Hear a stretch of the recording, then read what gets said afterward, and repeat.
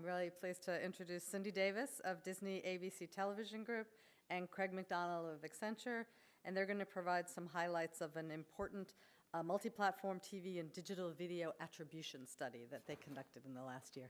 Come on up.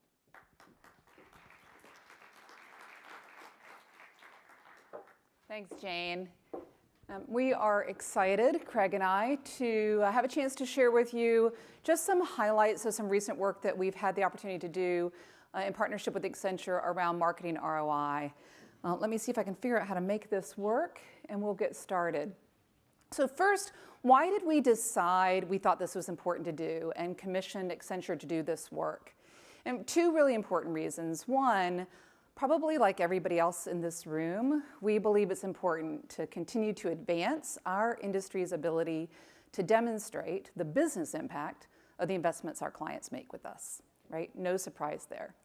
But secondly, we really felt like we were in a unique position to try to advance and build upon some of the great work that I know you've heard about throughout the industry from work that's been done to date and has been discussed in these meetings several times. We felt like there were three key areas that we wanted to sort of take to the next step. One of them was we really wanted to be able to have a holistic view across media channels, not just a siloed channel-specific view. That was really important to us. The second thing was that while there's much good work that's been done with syndicated data, we wanted to try to advance the work in this area with as much real data as we could get our hands on. Actual media spend, actual impact data in terms of sales and brand health. So that was really important to us. And the third thing was that a lot of the good work that's been done had a limited time horizon, right? A year, maybe a year and a half. We really wanted to be able to look at the long-term impact, not just the short-term impact. So we really wanted to look at year 2, year 3, in addition to year 1. That's where we started. The second thing that we did was take a step back and said, we really felt like it was important, if we were going to advance this work, to rethink how we traditionally talk about television and digital, right? I'm passionate about consumer experience. So one of the things we took a look at was how do we think about this from more of a consumer experience point of view, right? So what we wanted to do was be able to look at all long-form video entertainment as a whole, regardless of how, which device or what screen our viewers were watching that content on. That would give us the ability to look inclusive of live, DVR, VOD, over the top, people watching on the app, and think of all of that content and all of that viewing as one group. We called it multi-platform television, right? So I'm sure it makes sense to everybody in this room, right, to think of it from a consumer point of view. So I'm a huge Scandal fan, and me watching Scandal live or watching it on my ABC app are very similar experiences, much more similar than a short video I watch while I'm standing in a very long line at Walmart. So those things grouped together from a consumer point of view, we felt like it was going to allow us to really look at long-form video, right, advertising, and then short-form in a digital space. The only other thing that we did was we double-clicked on digital. We felt like we needed to break down, right, the key digital touch points so that we could really distinguish the impact between things like search versus display versus short-form video. Make sense? Okay. Well, then we had a decision to make, which is who do we partner with, right, to get this work done? It was important to us. So we talked to a number of different companies. We ultimately chose to partner with Accenture for really three key reasons. First was we felt confident they would bring an objective, independent sort of point of view to the analysis. We wanted to make sure that it would have credibility and they have expertise, recognized expertise, right? Not only in media mix modeling, but also in attribution and analytics. And not just because we think so, but because many of our clients think so as well, which is really important that this work have credibility with marketers as well as people within the advertising industry. And then the last thing was the data itself, right? Uniquely, Accenture was able to bring to the table a really, really robust data set. So 3 years of actual media spend, over $12 billion worth, 20 different leading advertisers across 6 industries, right? In addition to that, really, really robust actual impact data, right? Sales, brand health metrics, so that we could bring those two things together in a way that we felt like would take the next step forward in terms of what we were trying to accomplish. So that's a quick overview for you. We only have 20 minutes of the project itself. I'm going to turn it over to Craig Macdonald. I'm sure everyone knows him, but because he and I are just starting to work together since I'm new to the industry, and let him talk to you about some of the key findings. Again, we only have a few minutes, but we'll share with you what we think were the key findings, and then we can come back and talk about it at the end. Thank you. Sure. Thanks. So I'm going to go through the findings that we came. Can you hear me okay? Wow, okay. I'm going to go through the findings that we came up with the study.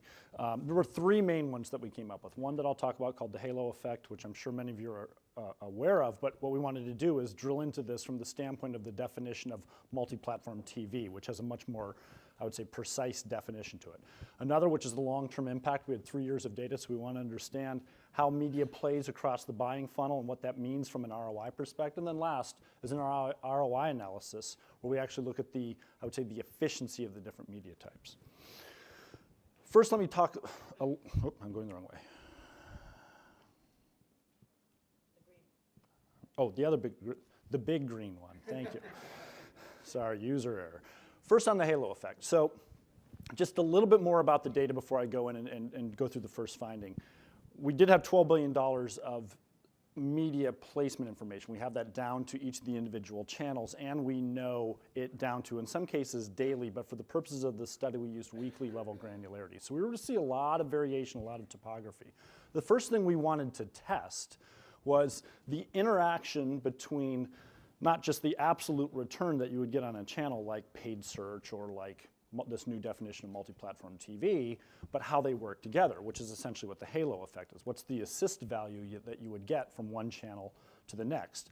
What we found when we looked at things on a marginal or an attributed basis was that there was discontinuities, as you would expect in the market. Essentially, when we looked at the ROI of digital compared to its absolute ROI, when we just say, all right, I spend $1 on paid search or I spend $1 on display, how is that being translated into sales from just a straight correlation analysis to a fully attributed analysis? We found that the average ROI for all the digital channels was 18% lower when looked at on a marginal basis versus this new very tight definition of multi-platform TV. The adjusted ROI on a marginal or attributed basis is 10% higher.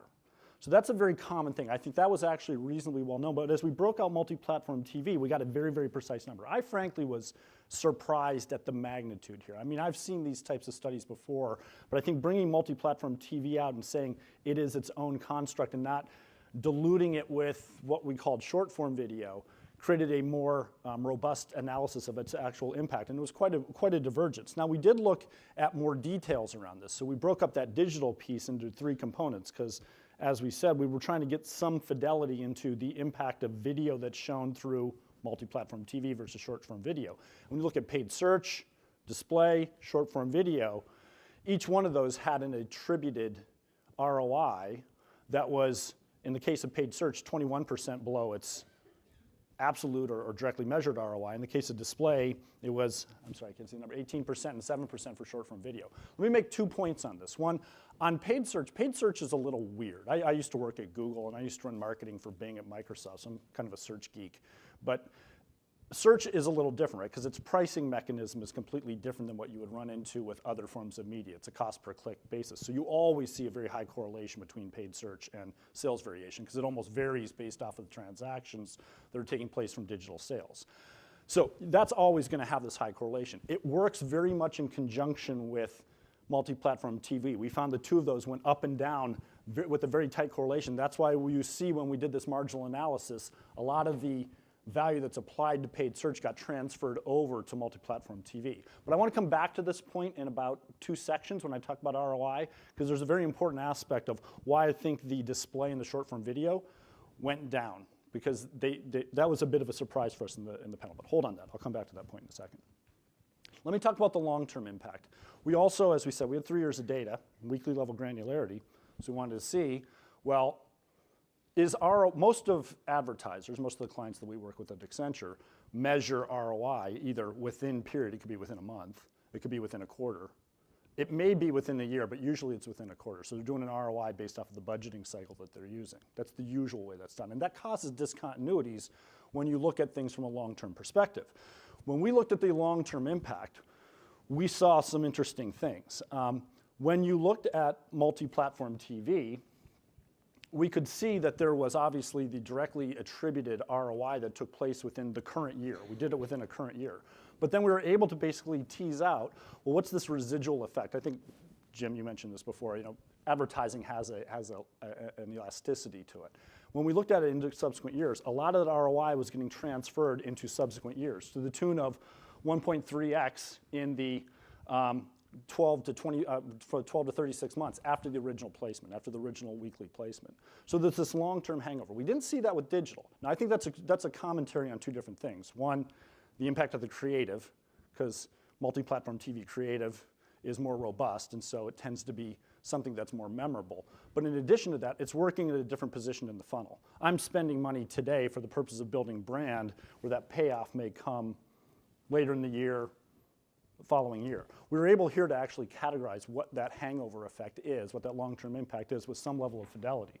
So if I do 1 year of media investment now in multi-platform TV, I should be counting an additional ROI in subsequent years, and that should be part of my budgeting equation. I think the challenge is that very, very few companies do that because they don't measure this long-term impact of that particular creative. They're looking at things within period.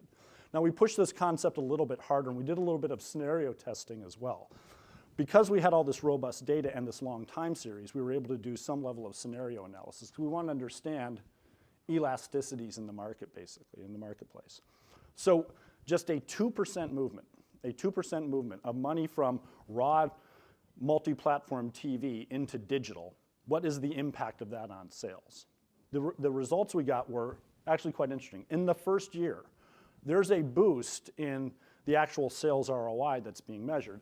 It's 0.11%, but that's significant. We're talking about huge advertisers, and any company will take a 0.11% boost. But think about how this works from the standpoint of the placement of media. Multi-platform TV is there to build brand. I'm going to strip out 2% of that. It's relatively high cost, and I'm going to put that money into lower cost channels, but they're just going to be milking the bottom of the funnel. What you see in the out years is that because I have stopped investing in the top of the funnel, I'm going to start to see the ramifications of that move through the system. And in fact, that we measured it here in 1 year. That bump really comes within the first 3 to 6 months, and you start to see that degradation about 6 months out, and we're just categorizing it in yearly basis. There's a second point I want to make on this, though, and it's about saturation. We came to the conclusion in the study as well that digital is saturated. Now, I'm going to be very precise when I say that. That doesn't mean that there's not more inventory out there to buy in digital. It's almost unlimited. However, its impact on the ability to drive sales is saturated, according to this particular survey that we took. As we moved money around, we found that the only reliable way to, for example, get paid search to perform more robustly was through an integrated investment between multi-platform TV and paid search. It had basically topped out. It was capturing all of the demand that existed in the marketplace. People had maxed out their paid search budgets. And if you increase multi-platform TV, you'd see the search budget go up. But if you didn't, search effectiveness basically stayed relatively constant. Now, I said I'd come back to this point about, in the previous section, why did short-form video and display also show a negative ROI when we looked at it from a halo perspective? I think it's also because of this saturation issue. As we moved money around, we found that as money was moved out of multi-platform TV, it made those other platforms less effective because you were essentially investing in channels that weren't able to move the market as effectively as the multi-platform TV market, and so on a relative basis, you were seeing a degradation in the overall ROI. The last point we wanted to make is about higher ROI. Everything we had done up to this point had been normalized only for spend in a particular channel and the spend's impact on sales, right? We didn't account for impressions or impression value or the value of the creative, or we never normalized against impression value. So we decided to test that too, because the way you should read this chart is on the top, the little gray boxes. They are all indexes measured against the average return on sales for the cost of an impression, where 1.0 is essentially the average across all the digital channels. The red going down is the relative cost. So you have essentially what's my marginal cost at the bottom versus my marginal return on sales on the top. And so what you can see here, for example, is search is 1.2x the average cost per impression of a media channel. TV is 2.4x the average cost of a media channel per impression, right? So it's twice as expensive. But when you look at the top, search is 1.4x as effective at driving sales per 1,000 impressions. TV is 3.3x as effective at driving sales. So the way we read this from an interpretation standpoint is, sure, on a cost per impression basis, TV is twice as expensive. In its impact on sales, it's twice as expensive as paid search. Its impact on sales, it's roughly 2.5 to 2.7 times as effective on sales. That means there's a discontinuity.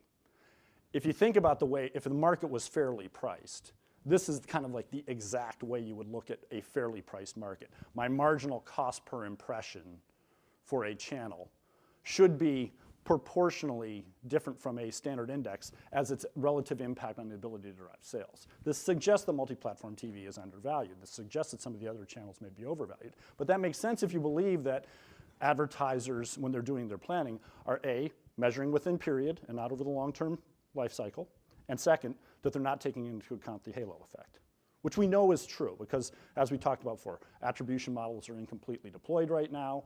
We know people budget and measure within period. They don't measure the long-term impact. And so it makes sense that there be this type of discontinuity.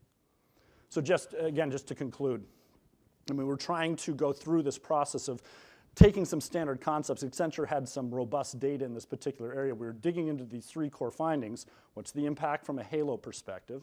Well, multi-platform TV, when we break that out as a very specific type of investment, is being undercounted by about 10% on an ROI basis. Digital is being overcounted by about 18% on a marginal ROI basis. Second, the long-term impact. Most organizations measure within period the effectiveness of their media and do their budgeting based off of that. However, when you start to look at the long-term impact, the value of the creative and just the role mass media, in particular multi-platform TV, the role that plays in brand building and the timing of that, you have to factor in the lagging effects in order to get a true ROI. And then last, on a cost per impression basis, it looks like there's a discontinuity. It looks like things are we're putting an accurate representation of how organizations have budgeted. But when you look at what could have been done and had they budgeted in a more optimal way using more sophisticated statistics, they could have driven a lot more yield out of the media, to the tune of 5 to 10% additional yield. So those are the findings. Thanks. Yeah, just one more thing as we wrap up. No, it's okay, it's okay. We had 20 minutes. Thank you, Jane. And I think we gave you guys everything we could possibly give you in 20 minutes. But if you want to see the full white paper, you can go to abcallaccess.com and see the full white paper. And then Craig, as well as Steve Whittington, raised your hand. Steve Whittington helped lead the project from our side and leads our data and analytics, consumer data and analytics group. Both of them will be here for a couple hours today. So if you want to grab them at a break, ask them as many really hard questions as you possibly can. We'd be happy to talk to you further. Thanks, Jane.